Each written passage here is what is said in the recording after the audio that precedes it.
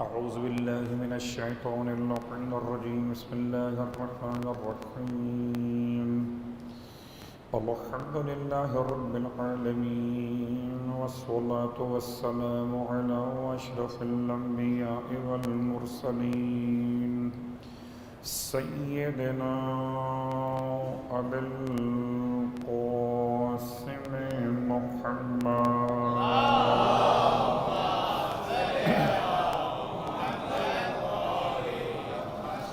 وقنا أهل بيته الطيبين الطاهرين واللعنة الدائمة على قضائهم أجمعين أما بعد فقد قال الله تبارك وتعالى في كلامه الحميد وفرقانه المجيد قوله الحق وهو أصدق القائلين بسم الله الرحمن الرحيم وقل رب ادخلني مدخل صدق واخرجني مخرج صدق واجعل لي من لدنك سلطانا نصيرا صلوا على محمد.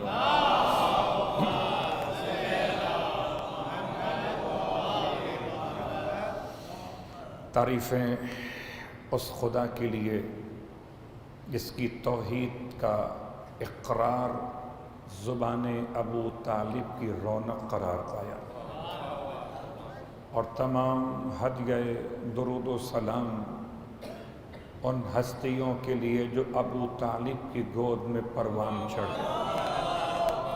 اللہم صلی اللہ علیہ وسلم۔ الحمد لله الذي جعلنا من المتمسكين بالقرآن العظيم وجعلنا من المتمسكين بولاية علي بن أبي طالب عليه السلام۔ عظم الله أجورنا وأجوركم بمصابنا بأبي طالب عليه السلام، وجعلنا وإياكم إن شاء الله من الطالبين بثأره مع ابنه الإمام المهدي من آل محمد عليه السلام۔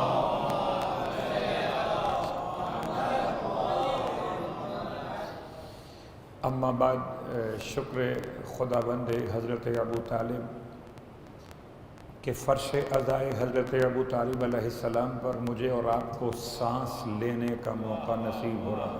آج ہم اس کے ذاکر ہیں جس کے ذاکر 14 معصوم ہیں۔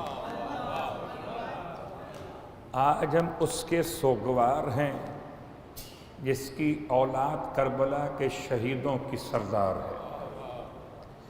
آج ہم اس کا نام لینے کے لیے حاضر خدمت ہوئے جس کی محبت ہمارے رگ اور پا میں ایسی بسی ہوئی ہے کہ ہم اپنے والدین سے بھی زیادہ محبت کرتے ہیں والدین مولائے کائنات علی ابن ابی طالب علیہ الصلوۃ والسلام۔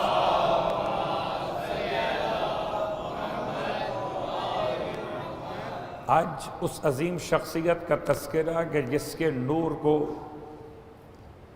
اللہ نے حضرت آدم کی خلقت سے 2000 سال پہلے خلق فرمایا۔ میں کہوں تو جذبات ہو جائیں، خطابت ہو جائے، آپ کہیں تو نعرے کا عنوان ہو جائے، اور اگر امیر المومنین فرمائیں تو حق کا فرمان ہو جائے۔ ابو طالب کی ابتدا کب ہے؟ حضرت آدم کی خلقت سے 2000 سال پہلے۔ حضرت ابو طالب علیہ السلام کی انتہا کیا ہے؟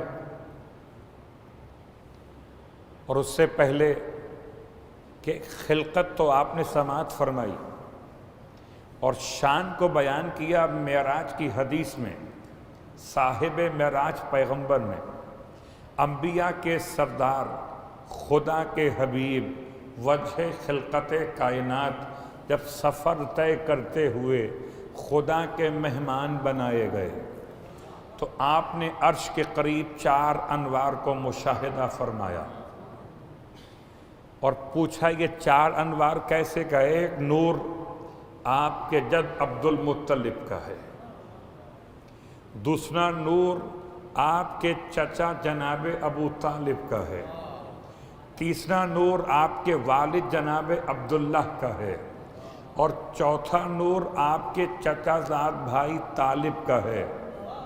جہاں ابو طالب وہیں ہے طالب، جہاں عبداللہ وہیں ہے ابو طالب، جہاں ہے عبد المطلب وہیں ہیں دونوں ان کے فرزند۔ صلوات پڑھے محمد علیہ۔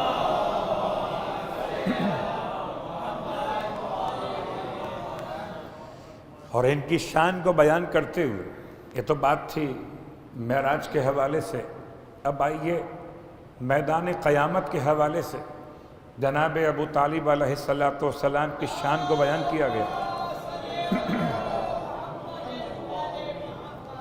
اور بیان کرنے والا کون ہے؟ مقام رہبہ ہے، کوفے کا خاص علاقہ، اور تشریف فرما ہے امیر المومنین، اور آپ کی خدمت میں سوال کیا گیا آپ کے والد کے ایمان کے بارے میں، آپ نے ارشاد فرمایا خاموش ہو جاؤ، اللہ تمہارا منہ بند کر دے۔ گویا مولا بتانا چاہتے ہیں جو ابو طالب کے بارے میں کوتاہی اور تقصیر کرے، علی کی بد دعا اس کے لیے ہے، اس کا منہ بند ہو۔ جو ابو طالب کی تنقیص کرے، جو ابو طالب کی تعظیم کرے، اس کا منہ آج بھی کھلا ہوا ہے۔ فرماتے ہیں مولا میرے بابا کی بات پوچھتے ہو، اس کا بیٹا قسیم الجنت والنار ہو، اس کے باپ پر جہنم میں عذاب کیسے ہو سکتا؟ آپ فرماتے ہیں روز قیامت اگر میرا بابا شفاعت کے لیے کھڑا ہو جائے تو پہلی بات تو یاد رکھیں، شفاعت کے لیے میدان قیامت میں جناب ابو طالب علیہ السلام کی آمد کیسے ہوگی؟ یحشر ابو طالب یوم القیامت فی زمرۃ الملوک وسیماء الانبیاء۔ فرماتے ہیں اللہ کے حبیب ارشاد فرماتے ہیں روز قیامت ابو طالب علیہ السلام محشور کیے جائیں گے اس طرح سے کہ آپ کا شمار بادشاہوں میں ہوگا، فی زمرۃ الملوک، آئیں گے بادشاہوں کے ساتھ، وسیماء الانبیاء، اور چہرہ انبیاء کا ہوگا، شان بادشاہوں کی ہوگی اور چہرہ انبیاء کا ہوگا۔ روز قیامت آنے کا انداز تو آپ نے سن لیا، اب مقام شفاعت سنیں امیر المومنین کے الفاظ میں۔ ارشاد فرماتے ہیں اگر قیامت کے میدان میں میرے بابا کھڑے ہو گئے شفاعت کے لیے تو روئے زمین پر جتنے گناہگار ہیں، جتنے گناہگار ہیں، روئے زمین پر جتنے گناہگار ہیں، ان سب کی شفاعت کے لیے اگر میرا بابا کھڑا ہو گیا تو سب کی شفاعت کر دے گا۔ خلقت کی بات واضح ہوئی، معراج کی بات واضح ہوئی، قیامت کی بات واضح ہوئی، شفاعت کی بات واضح ہوئی، اور اس کے بعد غور کیجئے گا کہ قیامت کے میدان میں امام فرماتے ہیں کہ سارے تمام کے تمام انبیاء موجود ہوں گے، تمام اوصیاء موجود ہوں گے، تمام تر اولیاء موجود ہوں گے، ایسے میں میرے بابا کا نور، دو روایتیں الگ الگ ہیں، ایک روایت کے لحاظ سے امام فرماتے ہیں میرے بابا کا نور انوار خمسہ کے بعد، انوار خمسہ کے بعد سارے عالم پر سب سے بلند ہوگا، انوار خمسہ کے بعد سب سے بلند ترین نور نور ابو طالب ہوگا۔ اللہ اکبر۔ ایک روایت کے لحاظ سے انوار خمسہ میں آپ نے شامل کیا معصوم ائمہ اہل بیت کو، فرماتے ہیں 14 کے بعد، اب 5 نہیں ہے 14 ہے، یا 5 کے بعد ابو طالب اکیلے، یا 14 کے بعد ابو طالب اکیلے۔ میں کہتا ہوں یہ 5 ہوں تو پالنے والا ابو طالب، یہ 14 ہوں تو جد ابو طالب۔ امام فرماتے ہیں روز قیامت میرے بابا کا نور تمام تر انوار انبیاء پہ غالب آ جائے گا، انوار اوصیاء، انوار اولیاء، انوار صدیقین، انوار شہداء، انوار صالحین، تمام کے انوار پر 14 کے بعد غالب ترین وہ ہے جو غالب کا باپ ہے اور ابو طالب ہے۔ قیامت کا میدان بھی سن لیا، غور کیجئے گا، قیامت کا میدان سن لیا۔ اب آئیے جناب ابو طالب علیہ السلام کی شخصیت کے بارے میں اس بارگاہ سے، اسی انجمن کے پلیٹ فارم سے میں نے کئی مرتبہ ذکر کی توفیق حاصل کی ہے۔ اسی اعتبار سے سرنامہ کلام میں 2 آیتیں پڑھیں، آپ سب کو زبانی یاد، سورہ بنی اسرائیل ہے، 2 آیتیں، آیت نمبر 80 اور اس سے پہلے والی، یعنی 79، 79 اور 80، 2 آیتیں ہیں۔ الفاظ کیا ہیں؟ قل رب ادخلنی مدخل صدق واخرجنی مخرج صدق واجعل لی من لدنک سلطانا نصیرا۔ حبیب کہہ دیجئے کہ اے میرے پالنے والے، مجھے داخل کرنا سچائی کے ساتھ، مجھے نکالنا سچائی کے ساتھ۔ تو پیغمبر آئے بھی سچائی کے ساتھ ہیں اور گئے بھی سچائی کے ساتھ ہیں، تو رہے کیسے ہوں گے سچائی کے بغیر؟ وہ آیا بھی سچائی کے ساتھ ہے، وہ گیا بھی سچائی کے ساتھ ہے۔ مسلمانوں یہ تو بتاؤ کہ نبوت کے اعلان سے پہلے، اپنی ماں کے انتقال کے بعد، عبد المطلب کی وفات کے بعد، ابو طالب اب کہاں رہے محمد مصطفیٰ؟ اگر ابو طالب نہ ہو، آئے سچائی کے ساتھ تھے، گئے سچائی کے ساتھ ہیں، تو کوئی صداقت کا گھرانہ لے کر تو آؤ جہاں محمد کو رکھا جا سکے۔ اور اگر ایسا گھرانہ تمہیں نہ ملے تو فرش عزا پہ چلے آؤ۔ ہر ایک ماتمدار بتائے گا صادق ابو طالب، امین ابو طالب۔ صلوات پڑھے محمد علیہ۔ پیغمبر کا مزاج نہیں ہے کہ جھوٹ کے ساتھ رہیں۔ قل رب ادخلنی مدخل صدق، پیغمبر خود بھی صادق ہیں، اسے صادق نہیں ہیں، پیغمبر صدیق بھی ہیں، خالی صدیق نہیں ہیں، صدیق اکبر بھی ہیں، صرف صدیق اکبر نہیں ہیں، صدیق اکبر کے مولا بھی ہیں۔ تم پہلے صادق پہچانو، پھر صدیق پہچانو، پھر صدیق اکبر پہچانو، پھر مقام محمد کو پہچانو۔ تو پیغمبر آئے سچائی کے ساتھ ہیں، پیغمبر جائیں گے سچائی کے ساتھ۔ نہ کوئی جھوٹ پیغمبر کے ساتھ آیا ہے، نہ کوئی جھوٹ پیغمبر کے ساتھ جائے گا، تو کوئی جھوٹ پیغمبر کے ساتھ اٹھایا بھی نہیں جائے گا۔ سچ رہے گا ساتھ میں، سچ اٹھایا جائے گا ساتھ میں۔ کہ پیغمبر کی مثال ایسی ہے کہ خدا خود کہتا ہے اپنے رب سے کیا مانگنا ہے، کبھی مانگنا ہو تو رب زدنی علما، علم مانگنا، کبھی مانگنا ہو تو خدا کی بارگاہ میں یہ مانگنا کہ سچائی کے ساتھ داخل کر دے، سچائی کے ساتھ نکال دے۔ وَاجْعَلْ لِي مِن لَّدُنْكَ سُلْطَانًا نَصِيرًا، اور اپنی بارگاہ سے مجھے بنا کے دے، تو بنا کے دے، اپنی بارگاہ سے کیا بنا کے دے؟ ایسا مددگار جو سلطان ہو، ایسا مددگار دے تو بنا کے۔ وَاجْعَلْ لِي، تو قرار دے، تو بنا دے میرے لیے سلطان النصیرہ، مددگار خدا سے محمد مانگتے ہیں۔ تم تو مانگو تو محمد سے مانگو، خدا سے مانگا تو محمد نے مانگا، اور خدا نے کیا دیا؟ اللہ اکبر، 2 مددگار دیے۔ پیغمبر رہے کہاں پر؟ نہ کوفے میں رہے، نہ بصرہ میں رہے، نہ سامرہ میں رہے، نہ ایران میں رہے، نہ پاکستان میں رہے، نہ ہندوستان میں رہے۔ رہے 2 شہروں میں، ایک کو مکہ کہتے ہیں، ایک کو مدینہ کہتے ہیں۔ ایک مکے میں سلطان ہونا چاہیے، ایک مدینے میں سلطان ہونا چاہیے۔ سلطان کا بیٹا ہی تو سلطان ہوگا۔ اللہ اکبر، غور کیجئے گا، مقام کتنا بلند اللہ کے حبیب کی دعا ہے، اور آسان دعا نہیں ہے۔ یہ دعا ایسی ہے کہ 100 بار پڑھو، ہر رات کو سونے سے پہلے 40 دن تک پڑھو، تو خدا تمہیں امام زمانہ کا ناصر بنا دے۔ کیا بہترین پیغام ہے کہ انسان جتنا سمجھنا چاہے مقام نصرت ابو طالب علیہ السلام کو، کہ اللہ کے حبیب نے اللہ کی بارگاہ میں اللہ کی بتائی ہوئی دعا مانگی ہے، تو 2 باتوں میں سے ایک بات ہے، یا تو دعا قبول نہیں ہوئی یا دعا قبول ہو گئی۔ یہ ممکن نہیں کہ جو دعا کا سبق دینے آئے اس کی دعا قبول نہ ہو۔ ہو، اور اگر اس کی قبول نہ ہو تو ساری دعائیں بیکار ہیں۔ اے مسلمانوں کعبے کے پاس جانے والوں، اے مسلمانوں پیغمبر کے روضے پہ سلام کرنے والوں، یہ تو بتاؤ کہ دعا قبول ہوتی ہے کہ نہیں ہوتی؟ کعبے کو دیکھ کے دعا قبول ہوتی ہے، قرآن کو پڑھ کے دعا قبول ہوتی ہے، رحمت برسے تو دعا قبول ہوتی ہے، اور جس کی وجہ سے رحمت رحمت بنے، قرآن قرآن بنے، کعبہ کعبہ بنے، اس کی دعا قبول نہ ہو۔ جس کی وجہ سے ماں باپ کا چہرہ چہرے رحمت بنے، جس کی وجہ سے اطاعت خدا باعث مغفرت بنے، اس کی دعا قبول نہ ہو۔ عجیب مسلمان ہو، اگر یہ کہے کہ محمد کی دعا قبول نہیں تو تیرا کلمہ کہاں قبول ہوگا؟ اللہ اکبر۔ اگر دعا قبول ہوئی ہے تو بتاؤ مسلمانوں، سلطان النصیرہ، خدا سے مددگار مانگا ہے، جب خدا خود کافی ہے مدد کے لیے تو مددگار کیوں مانگ رہے ہیں؟ خدا سے مدد مانگتے، مددگار کیوں مانگا؟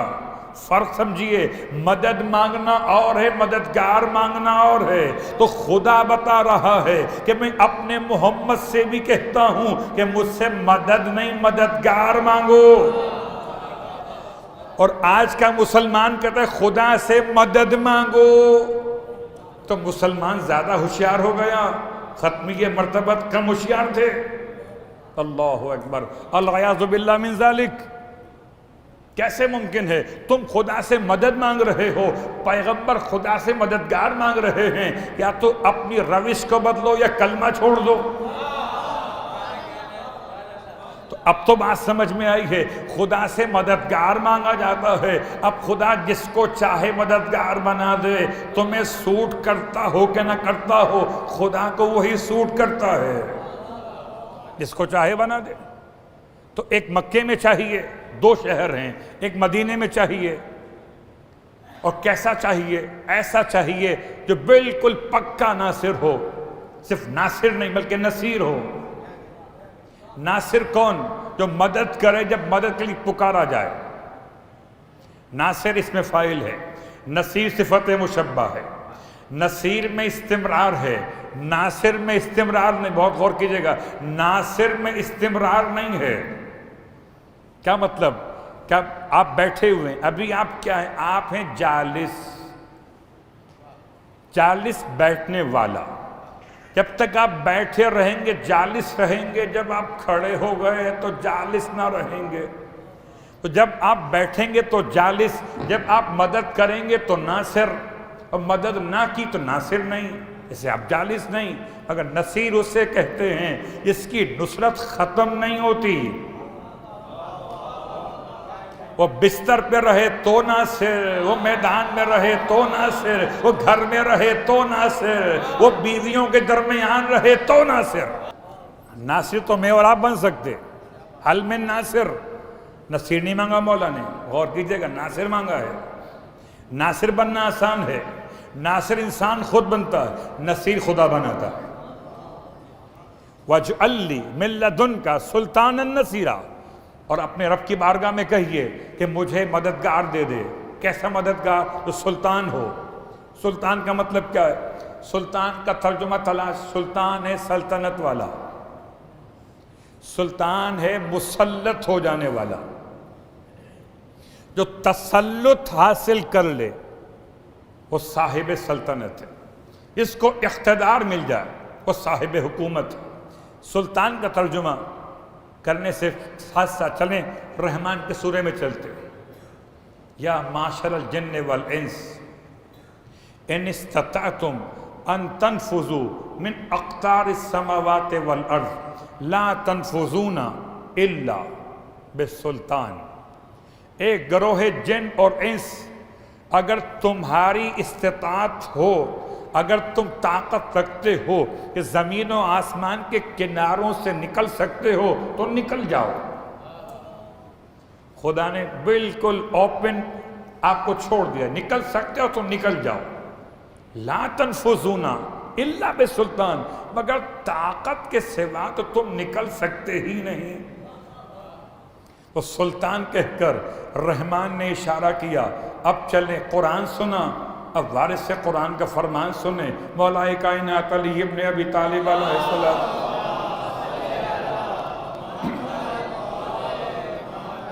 سے پوچھا گیا مولا کیا انسان چاند پر جا سکتا؟ فرمایا نہیں مگر سلطان کے ساتھ۔ کیا انسان چاند پر جا سکتا ہے؟ فرمایا نہیں مگر سلطان کے ساتھ۔ سلطان کیا ہے؟ سلطان ہے طاقت، سلطان کیا ہے؟ حکومت، سلطان کیا ہے؟ دولت، سلطان کیا ہے؟ تسلط، سلطان کیا ہے؟ گھوڑا، سلطان کیا ہے؟ تیر۔ اب سلطان کے معنی تلاش کرتے چلے جائیں، عجیب بات ہے جتنے معنی تلاش کیجئے گا اتنا قریب ہو جائیے گا حقیقت سے۔ اللہ نے اپنے حبیب سے جو مددگار مانگنے کا حکم دیا ہے اس کی کوالٹی ہے سلطان ہونا۔ نصیر مانگا ہے، کیسا نصیر؟ سلطان، جو سلطان ہو۔ سلطان اگر ہو تو آدمی چاند تک پہنچے، سلطان اگر ہو تو زمین و آسمان کے کناروں سے نکل کر باہر تک پہنچے، سلطان اگر ہو تو محمد کی جان تک حفاظت کا عنوان پہنچے۔ اللہ اکبر۔ بہت سارے بادشاہ گزرے، ایسا مددگار ہے جناب ابو طالب علیہ السلام کی شان کو بیان کرتے ہوئے آئیے پہلا مسئلہ حل کر دیتے ہیں۔ عالم اسلام میں غلط فہمی پیدا کر دی گئی کہ جناب ابو طالب علیہ السلام کا نام ہے عبد مناف۔ پھر غور کیجئے، مناف میم پر کیا پڑھ رہا ہوں؟ پیش۔ عبد مناف، یہ میری زبان کا مسئلہ ہے۔ عبد و مناف عربی کے لحاظ سے ہوگا، جیسے عبد اللہ، عبد الرحمن، عبد الرحیم، رحیم کا بندہ، رحمان کا بندہ، اللہ کا بندہ۔ ایسے عبد و مناف، مناف نہیں۔ کیوں؟ کیا فرق پڑتا ہے؟ پیش لگائیے، زبر لگائیے، فرق کیا پڑتا ہے؟ بڑا فرق پڑتا ہے۔ مناف کو کہہ کر بغض رکھنے والوں نے اس سے ملا دیا منات سے، اور منات ہے بت کا نام۔ اور قرآن نے جن بتوں پہ لعنت کی ہے ان بتوں میں ایک ہے لات، ایک ہے عزا، ایک ہے منات۔ وہ منات ہے میم نون الف آخر میں گول تھے۔ ہر بچہ بڑا سمجھے اس بات کو، بہت غور کیجئے گا کہ یہ ابو طالب کا نام ہے عبد و منات، مناف، منات نہیں۔ منات ہے بت، مناف ہے پروردگار۔ آئیے، اور اگر ایسا ہی نام کا مسئلہ ہو تو عبداللہ کا ایمان سمجھ میں آ گیا، اس کے نام کے ساتھ تو اللہ لگا ہوا ہے۔ بہت غور کیجئے گا، اگر حضرت عبداللہ کا ایمان سمجھ میں آ رہا ہے تو وہاں تو عبد اور اللہ ملا ہوا ہے، اللہ کا بندہ۔ تم اس کا اسلام نہ سمجھے تو مناف کیا سمجھو گے؟ منات میم نون الف گولتے، یہ بت کا نام۔ اگر کوئی کہے عبد منات، سمجھے بت کا بندہ۔ جب کہے عبد و مناف، میم پر پیش ہے، مناف، مناف منیف، اناف، منیف اسم فاعل، مناف اسم مفعول۔ مگر یہاں علماء کہتے لغت کے کہ مناف بمعنی منیف کے استعمال ہوا۔ بہت غور کیجئے گا، کبھی ایسا ہوتا ہے کہ شریف، شہید، یہ صفت مشبہ، یہ فاعل کے معنی میں، مفعول کے لیے بھی استعمال ہوتے ہیں۔ تو مناف ہے مفعول کا صیغہ، مگر استعمال ہوا ہے فاعل کے معنی میں۔ عبد و مناف، مناف کسے کہتے ہیں؟ مناف کہتے ہیں کبیر کو، مناف کہتے ہیں مشرف کو، جو شرف دے، جو بڑا ہو، جو بلند ہو، جو رفیع ہو، وہ ہے مناف۔ تو کون ہے کبیر سوائے خدائے کبیر کے؟ کون ہے شرف دینے والا سوائے خدائے وحدہ لا شریک کے؟ تو عبد و مناف کا ترجمہ ہوا عبداللہ، کہ مناف کا مطلب بت نہیں ہے، خدا کی ذات ہے۔ اللہ اکبر۔ چلیے بڑی آسان سی مثالیں ہیں، قبلہ کیسے پہچان سکتے ہیں؟ تو آج آپ کی خدمت میں اس سال دو باتیں خاص، صلوات پڑھیں محمد و آل محمد۔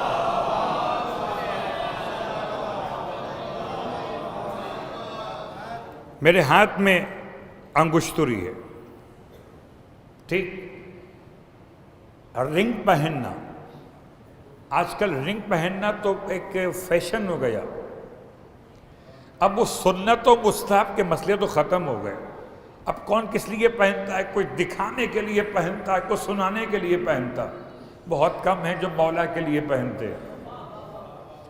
لیکن اب غور کیجئے، اس رنگ پر ایک طریقہ ہے کہ انسان اپنی پسند کے کوئی کلمے لکھوائے، کوئی لفظ لکھوائے، نام کے الفابیٹس لکھوائے. آپ کو تو معلوم ہے نا کہ بڑا عجیب شوق ہے. کبھی چاول کے دانے پہ نام لکھواتے ہیں، کبھی قلم کے اوپر نام لکھواتے ہیں، اور کبھی اس پہ نام لکھواتے ہیں رنگ کے اوپر. کیا مطلب ہے؟ گلے کا لاکٹ ہو، نام لکھوا دیا. آپ کے ہاتھ میں رنگ ہو، نام لکھوا دیا. تو پہچان بن رہی ہے کہ جیسا عقیدہ ویسے اس کے ہاتھ میں رنگ. کیا مطلب ہے؟ کہ آپ نے دیکھا کہ علی کے نام کا کڑا پہنے ہوئے ہے. اب یہ موضوع الگ ہے کہ کڑا پہننا سنت کہاں کی ہے، لیکن جب علی کے نام کا پہنا ہوا ہے تو اتنی بات تو سمجھ میں آ گئی کہ منکر تو نہیں ہے. بہت غور کیجئے گا. اور عرب میں تو یہ مزاج تھا کہ رنگ بنواتے تھے اور اپنے رنگ پر اپنا عقیدہ لکھواتے تھے. جو آپ کا عقیدہ ہے، آپ جس کو مانتے ہیں.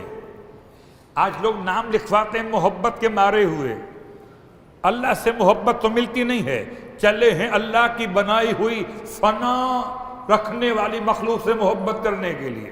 وہ عجیب بات ہے. آج کا مزاج الگ ہے، کل کا مزاج الگ تھا. لوگ لکھواتے تھے اپنا عقیدہ. تو جناب ابو طالب علیہ السلام انگوٹھی پہنتے تھے؟ جی پہنتے تھے. آپ کو کیا خبر؟ آپ جنازے میں آئے ہوتے. آپ تو رسول کے جنازے میں بھی نہ آ سکے تو ابو طالب کے کہاں سے آتے؟ قبلہ جیب کا قرآن ہو، ہاتھ کی گھڑی ہو، انگوٹھی ہو، دستار ہو، عصا یا ہتھیار ہو، یہ کہلاتا ہے حبوا. کیا کہلاتا ہے؟ حبوا. حلوہ نہیں. میں خطاب کہیں اور نہیں کر رہا ورنہ شاید یہ حلوہ سمجھ میں آتا. حبوا. حبوا کا مطلب کیا ہے؟ کہ حبوا کا مطلب ہے کہ جو خلیفہ بلا فصل کو ملے، باپ کی طرف سے جو اس کے بڑے بیٹے کو ملے. باپ کی نشانیاں انگوٹھی، باپ کی نشانی گھڑی، باپ کی نشانی دستار، باپ کی نشانی قرآن، عصا اور ہتھیار. یہ حبوا ہے. یہ میراث میں نہیں بٹے گا. مکان بانٹو، دکان بانٹو، بینک بیلنس بانٹو، جو چاہو بانٹو. حبوا بڑے بیٹے کے لیے ہے. اب بڑا بیٹا ہی بتائے گا کہ انگوٹھی باپ کی تھی تو اس پر لکھا کیا. گھبرائیے نہیں، طالب بڑے ہیں، انتقال کر چکے. جعفر، عقیل، مولا کائنات، یہ تین باقی بعد میں ہیں. اچھا، ایک بڑے کا مسئلہ. اس کے بعد بڑا اگر نہ ہو تو پھر سب مل کے بانٹ لیں. یہ انگوٹھی کہاں تک پہنچی؟ میں آپ سے پوچھتا ہوں عالم اسلام کے تمام مورخین سے کہ انبیاء کی میراث دو باتوں میں سے ایک بات بتا دیں. یا تو پیغمبر تک پہنچی نہیں، حضرت عیسیٰ علیہ السلام اور ختمیہ مرتبہ صلی اللہ علیہ وآلہ وسلم درمیان 500 برس کا فاصلہ ہے. کتنے؟ 500 سال. تو 500 سال بریک آ گیا. اگر میں یوں کہوں تو شاید بات کچھ مناسب بھی ہو اور نامناسب بھی ہو. بریک آیا. کیا مطلب؟ یہ کوئی نبی نہیں ہے، ایسا ہو نہیں سکتا کہ پیغمبر فرماتے ہیں لا نبی بعدی. یہ شان عیسیٰ نہیں ہے کہ لا نبی بعدہ. یہ شان ختمی مرتبت ہے کہ لا نبی بعدی، میرے بعد کو نبی نہیں ہوگا.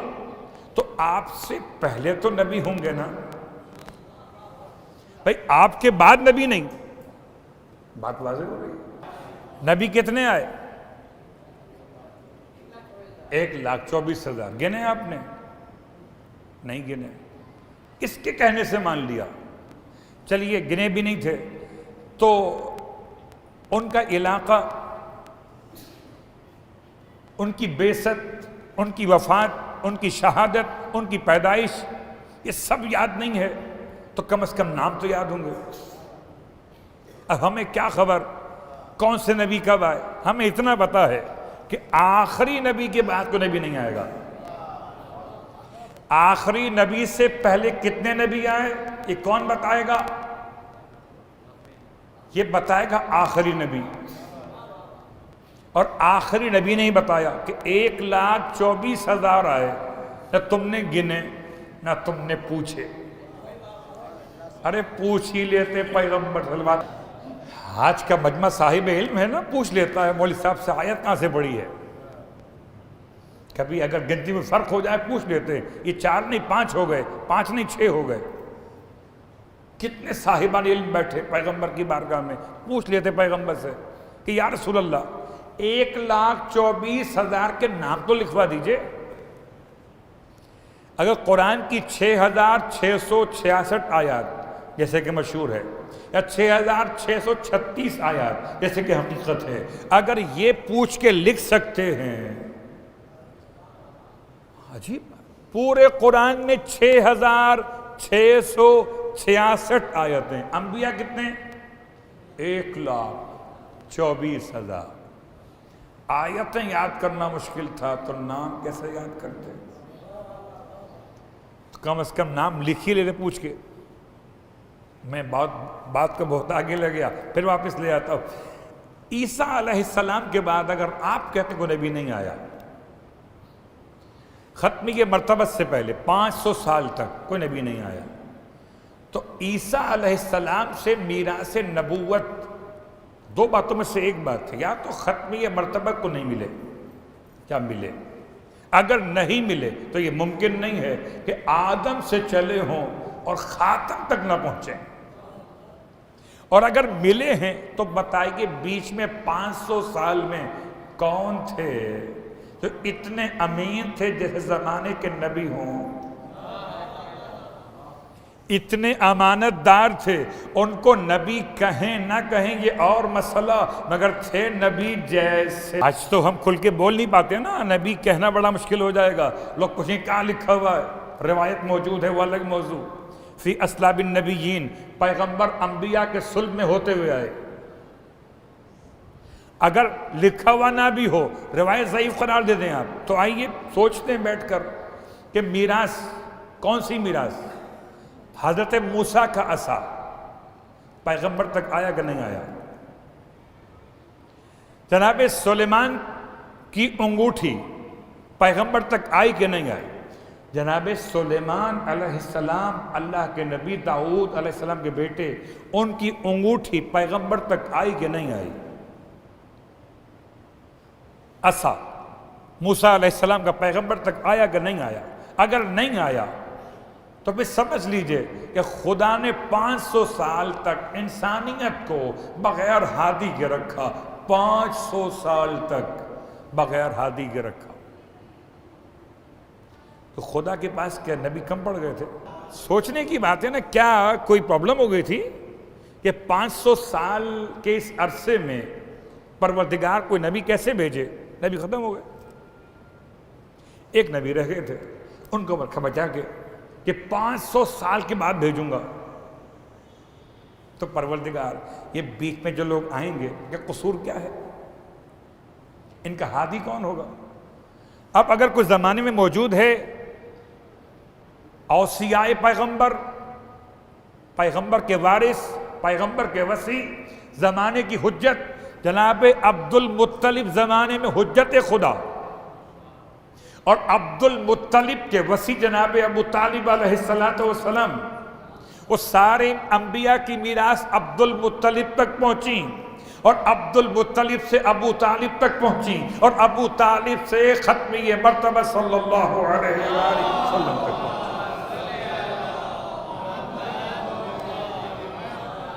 اللہ اکبر. بات واضح ہو رہی ہے. ہم چلے کہاں سے تھے؟ انگوٹھی سے. مجھے یاد ہے، گھبرائیے نہیں. اور کس کی روایت ہے؟ 8ویں امام، امام رضا علیہ السلام.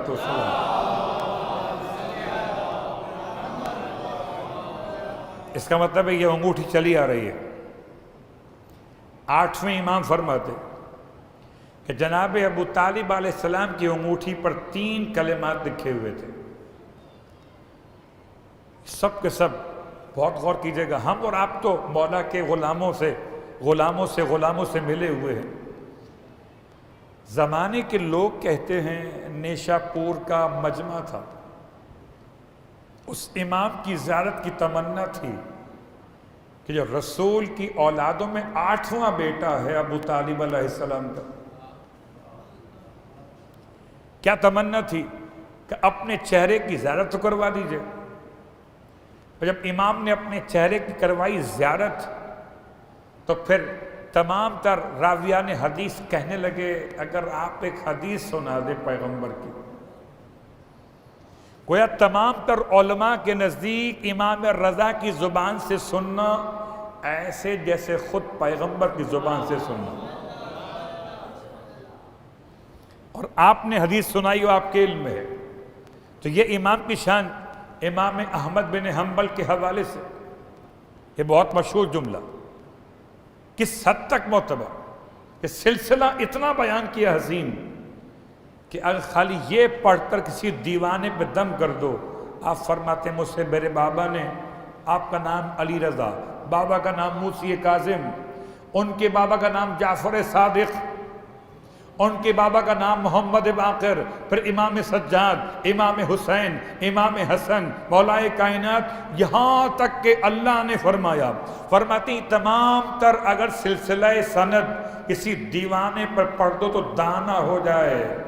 اب سمجھ میں آیا، ہم نے اپنے عزا خانوں پہ 12-14 کے نام لکھ کے لگا رکھے ہیں کہ بتا دیا جائے دیوانے یہاں نہیں آتے، دانے یہاں آتے۔ پہلا کلمہ لکھا ہوا، امام فرماتے ہیں ابو طالب علیہ السلام کی انگوٹھی پر 3 کلمے لکھے ہوئے تھے، 3 جملے، یوں کہہ لیجیے آپ، رضیت باللہ ربا۔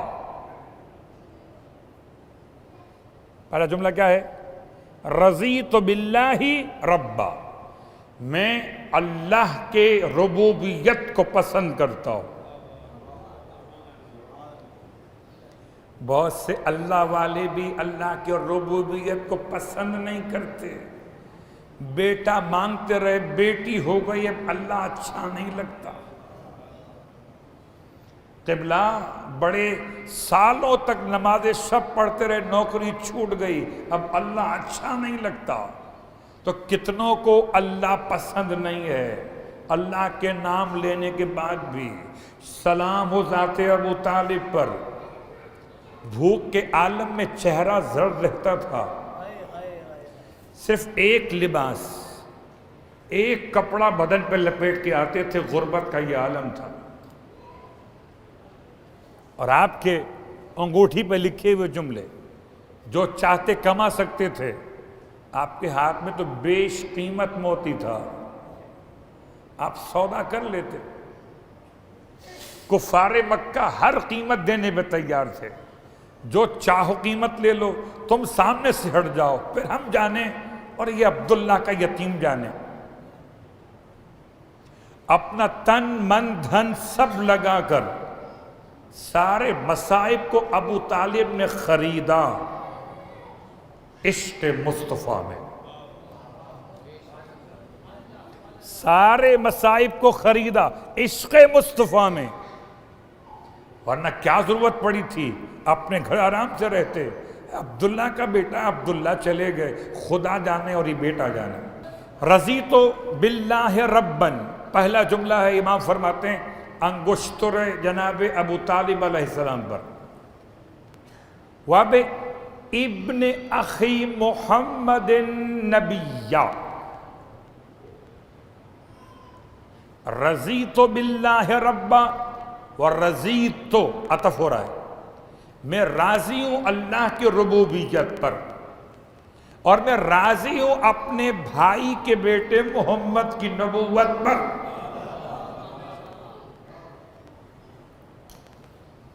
چلیے ابو طالب کی اگر انگشتری ہی سمجھ میں آ جاتی تو ایمان تو سمجھ میں آ جاتا۔ وَبِ ابن اخی، ابن کہتے ہیں بیٹے کو، اخی مانے میرا بھائی، میرے بھائی کا بیٹا، اس کا نام ہے محمد صلی اللہ علیہ وآلہ وسلم نبیہ۔ میں اپنے بھائی کے بیٹے محمد کی نبوت پر راضی ہوں. وہاں پہ ابنی علی لہو وصیہ، اور میں راضی ہوں کہ میرا بیٹا علی اس کا وصی بنے. تو ابو طالب کی انگوٹھی پہ 3 جملے تھے.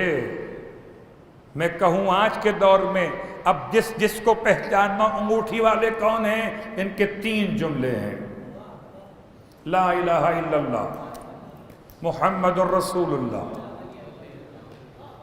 اللہ اکبر. تیسرا جملہ، دوسرا جملہ سن لیجئے. یہ بات واضح ہو گئی کہ 3 جملے لکھے ہوئے ہیں: بے ابنی علی لہو وصیہ، اور میں راضی ہوں کہ میرا بیٹا علی اس کا وصی، وہ نبی، یہ وصی، اللہ رب. ان تینوں پہ میں راضی ہوں. جو اللہ کی ربوبیت پر راضی ہے اسے کافر نہیں کہتے. جو پیغمبر کی نبوت پر راضی ہے اسے کافر نہیں کہتے. جو علی کی وصایت پر راضی ہو اسے کافر نہیں کہتے، بلکہ کل ایمان کا بھی باپ کہتے. اور دوسرا مسئلہ، آپ کی وصیت اور گفتگو تمام. علامہ حسن رضا غدیر صاحب کتاب غدیر، علامہ غدیر، علامہ امینی اللہ مقام، کس انداز سے علامہ امینی نے ان حوالوں کو بیان کیا. فرماتے ہیں اہل سنت کی معتبر کتابوں سے ایک وصیت ہے جناب ابو طالب کی. اس کو لکھا ہے سبط ابن جوزی نے، علامہ سیوطی نے، ابن ہشام نے. کیا وصیت ہے؟ کیا وصیت ہے؟ ایک خاص جملہ ہے: یا معاشرہ بنی ہاشم. ابو طالب علیہ السلام کی وصیت. اگر کوئی مسلمان نہ ہو، مومن نہ ہو، اس کی وصیت کیا ہوتی ہے؟ وہ تو آپ کے زمانے کے علم میں ہے. کافر کیا وصیت کرے گا؟ آپ کی وصیت: یا معاشرہ بنی ہاشم، اے ہاشم کی اولادو، اطیعوا محمدا، میری وصیت ہے کہ تم اطاعت کرو محمد کی. وصدقوہ. عجیب بات ہے، عام طور پہ تصدیق پہلے ہوتی ہے، اطاعت بعد میں ہوتی ہے. یہاں ابو طالب علیہ السلام کی وصیت کے کلمات میں اطاعت پر تصدیق بعد میں ہے. کوئی باہر والا ہو پہلے تصدیق کرے گا بعد میں اطاعت کرے گا. گھر والا ہو، بہت غور کیجئے گا قبلہ، باہر والا اور ہے اور گھر والا اور ہے. یا معاشرہ بنی ہاشم، اے ہاشم کی اولادو، اطیعوا محمدا، تم اطاعت کرو محمد کی. وصدقوہ، اور تصدیق کرو محمد کی. کیا ہوگا اس سے؟ تفلحوا وترشدوا. 2 کام ہوں گے. 2 کام کرو، 2 کام ہوں گے. ایک اطاعت، ایک تصدیق، تو کیا ملے گا؟ ایک فلاح، ایک رشد و ہدایت. تفلحوا، تم سب کے سب فلاح یافتہ ہو جاؤ گے. وترشدوا، اور رشد و ہدایت پر گامزن ہو جاؤ گے. وصیت جناب ابو طالب. میں نے بات کو تمام کیا، اور وصیت کے ساتھ ساتھ مکہ المکرمہ میں آپ نے یہ تو سنا ہے کہ بارش کے موقع پر کس طرح سے جناب ابو طالب علیہ السلام کے دروازے پہ لوگ گئے تھے. اتنا قحط پڑ گیا تھا کہ مکے کے سارے لوگ پریشان تھے. اتنے پریشان تھے، کرے تو کیا کرے. اس کی جتنی بولیاں تھی بول رہے تھے، منات سے مانگو، حبل سے مانگو، لات سے مانگو، عزا سے مانگو. ان میں سے کسی شخص نے کہا تمہارے درمیان ابراہیم اور اسماعیل کا لخت جگر موجود ہے، اس سے کیوں نہیں کہتے؟ جب ابراہیم اور اسماعیل علیہ السلام کا نام آیا تو سب نے پلٹ کے دیکھا کہنے والے کو، تو تمہاری مراد ابو طالب ہیں. وہ مکے میں کوئی ایسا گھر نہ تھا کہ جس کی نگاہوں میں اب ابراہیم اور اسماعیل کا وارث کوئی اور ہو. بغیر نام لیے بھی اگر کہا جاتا تھا کہ ابراہیم کی ذریت اور اسماعیل کی ذریت تو ایک ہی نام آتا تھا ابو طالب. تو کہنے لگا ہاں میری وہی مراد ہے. یہ سب کے سب مل کر دروازے ابو طالب پر پہنچے. ابو طالب کے دروازے کو نوک کیا. گھر کے اندر سے ابو طالب اس طرح سے سامنے آئے کہ چہرے کا رنگ زرد ہے. اس حد تک گھر میں فاقے ہوتے تھے ابو طالب. اللہ اکبر. آج جناب ابو طالب کے نام سے نظر و نیاز کا انتظام, اولاد ابو طالب کے نام سے سویروں کا انتظام. لوگ پیٹ بھر بھر کے کھاتے بھی اور لے کے بھی جاتے. ابو طالب علیہ السلام کے چہرے پر نقاہت کے آثار زرد پڑا ہوا چہرہ, اور اتنی غربت تھی کہ صرف ایک لباس پہنے ہوئے. کیا مطلب ہے؟ آپ لباس پہنتے ہیں 2 3 پیس 4 پیس 5 پیس, اندر کے الگ پیس باہر کے الگ پیس ہوتے ہیں. ایک کپڑا پہنے ہوئے بس. جب لوگوں نے مل کر کہا کہ اے رئیس مکہ, اے سردار قریش, بہت شدید قحط پڑ گیا ہے, آپ دعا کریں. میری گفتگو تمام ہو رہی ہے, آپ کی زحمت تمام ہو رہی ہے. اور یہ ذکر جو ہے وہ کسی کے باپ کا نہیں ہے, اس کے والد کا ہے جس کے نام کی ولایت کا آپ کلمہ پڑھتے ہیں. تو کوئی تنقیص ذہن میں نہیں آ سکتی, تعظیم رہے. میری بات آپ کی خدمت میں دروازے ابو طالب تک تھی. منع کر دیا ہوتا, تم جانو, تمہارا کام جانے, تمہارے اعمال کی خرابی سے بارش بند ہوئی, میرا کیا تعلق. سلام ہو اس نے انسانیت کو پیاسا دیکھا, اس سے رہا نہیں جاتا. عجیب جملہ ہے تاریخ کا. فرماتے جاؤ میں زوال کے قریب پہنچ کر دعا کروں گا.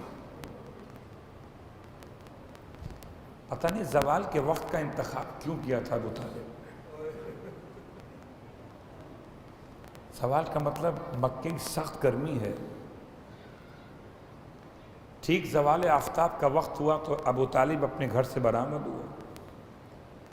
اس طرح سے ساتھ میں ایک 8 سال کے بچے کو لیے ہوئے. اس کا چہرہ چمکتے ہوئے چاند کی طرح سے تھا, اور چلتے ہوئے خانہ کعبہ تک پہنچے. اب ایک روایت تو آپ اس انداز سے کھڑے ہوئے کہ آپ نے اپنی پشت لگائی کعبے کی دیوار سے, بچے کو لگایا اپنے سینے سے, اور بچے کی بغلوں سے ہاتھ نکالے اور اپنے ہاتھ پر بچے کے دونوں ہاتھ رکھے, اور پھر ہاتھ اٹھائے دعا کے لیے.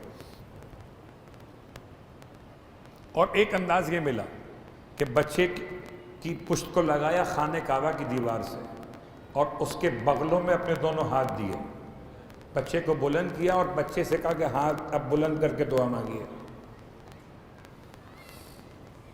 بچے نے دعا مانگی.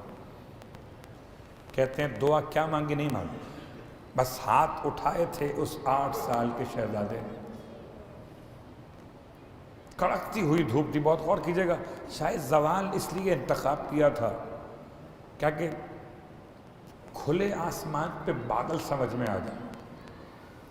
ایسا نہ ہو کہ صبح میں کچھ تھوڑا سا معاملہ ہلکا ہوتا ہے دھوپ کا, شام میں ہلکا ہو جاتا ہے, لوگ کہیں تو یہ تو ویسے ہی تھا ہلکا, بادل آ گیا تو کیا ہوا.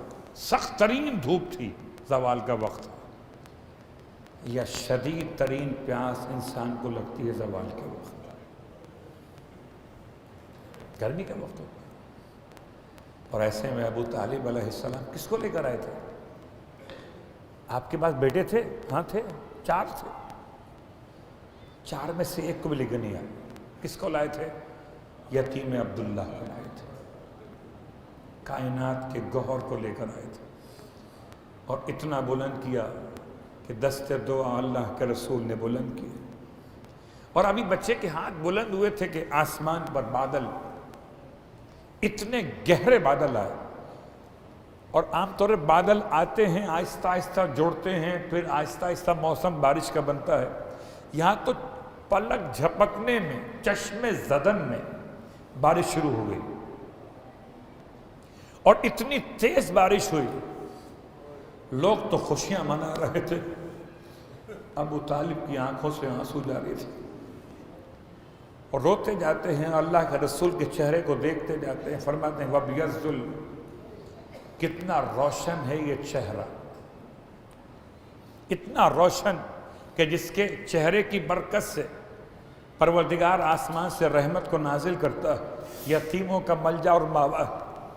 آپ شان بیان کر رہے تھے، لوگ خوشیاں منا رہے تھے، وہ قصیدہ پیغمبر کی شان میں ابو طالب نے، اللہ اکبر، عجیب وقت ہے، مکے والوں کو پانی پلا دیا۔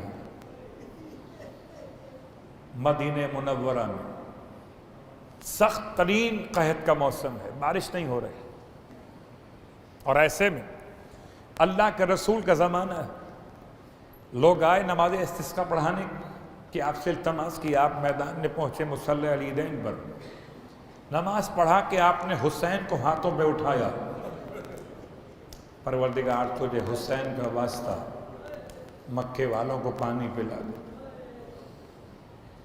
جیسے ہی حسین کو بلند کیا، واسطہ دے کے مانگا، اللہ اکبر، کل رسول کو اٹھا کر ابو طالب نے مانگا تھا، آج رسول نے ابو طالب کے پوتے کو اٹھا کے مانگا۔ اس کا مطلب ایک طریقہ ہے بچے کو اٹھا کے پانی مانگنے کا، بات واضح ہے، ایک طریقہ ہے بچے کو اٹھا کے پانی مانگنے کا۔ ابو طالب مکے میں بتانا چاہتے تھے، پروردگار تیرا محمد پیاسا ہے، پانی نازل کر دے۔ مدینے میں اللہ کے حبیب بتانا چاہتے تھے، پروردگار تیرا حسین پیاسا رہ جائے گا، پانی نازل کر دے۔ اور کربلا میں حسین اصغر کو ہاتھوں میں اٹھائے ہوئے اس طرح سے ہی پانی مانگ رہے تھے۔ اے قوم اشقیاء، اگر حسین قصوروار ہے تو یہ بچہ تو قصوروار نہیں، آؤ دیکھو اس کے لیے شیر مادر نہ رہا، آؤ اسے ایک قطرہ پانی پلا دو۔ رونے والوں، عجیب وقت مصیبت تھا میرا مولا جب پانی مانگ رہا تھا۔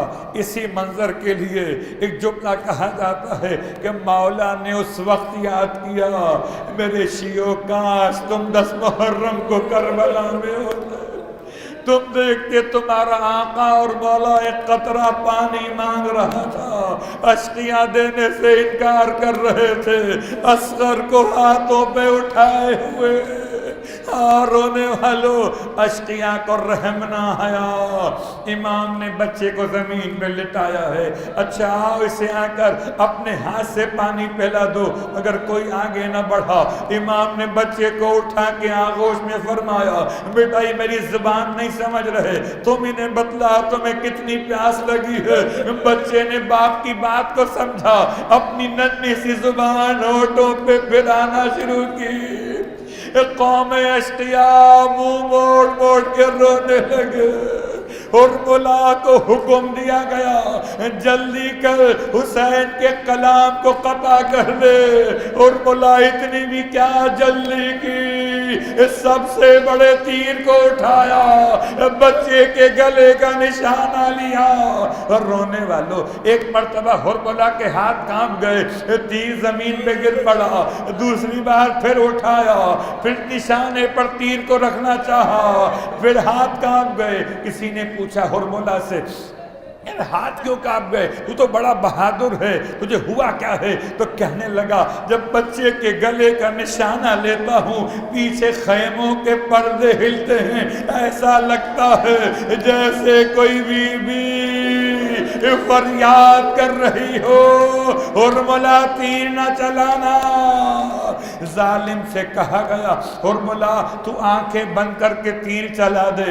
اب میں کہوں گا حرملہ کا کمال تو ختم ہو گیا، آنکھیں بند کر کے تیر چلائے گا تو نشانہ کیا خاک سمجھ میں آئے گا؟ بچے سے ماں نے کہا تھا بیٹا تیری ماں سیدانی نہیں ہے، اتنا خیال رکھنا جب تک تیرے بابا کے اقربا زندہ رہے، اصحاب زندہ رہے، تیرے بابا کو زخم نہ لگا۔ بیٹا تیرے ہوتے ہوئے تیرے باپ کو زخم نہ لگے۔ بچے نے جب دیکھا کہ حرملہ کا تیر جانب حسین آ رہا، بچہ باپ کے ہاتھوں پر اس طرح سے اچھلا، ماں کی وصیت پر عمل کیا کہ بچے کے گلے سے تیر نکلتا ہوا بازوئے حسین میں لگا۔ اب بچہ ماں سے کہے گا اماں میں کیا کرتا، بڑی کوشش کی کہ بابا کو زخم نہ لگے، مگر اماں میرا گلا چھوٹا پڑ گیا اور مولا کا 3 بل کا تیر تھا، گلوئے صغیر۔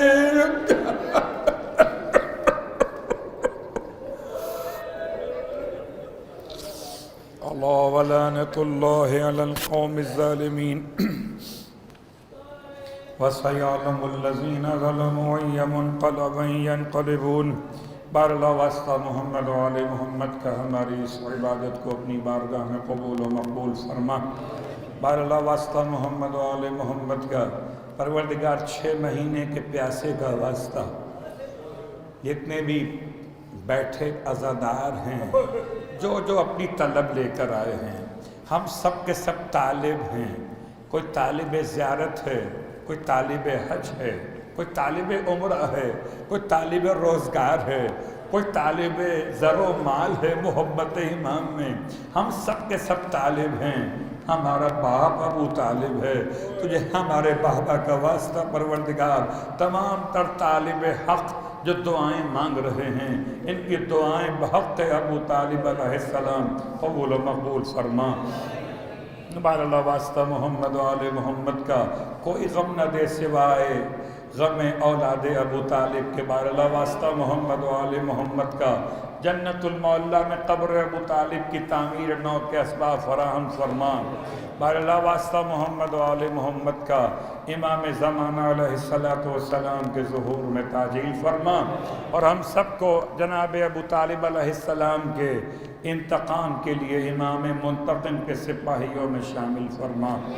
سورہ فاتحہ تقبل منا انک انت السمیع العلیم بجاہ محمد وعلہ المعصومین برحمتک یا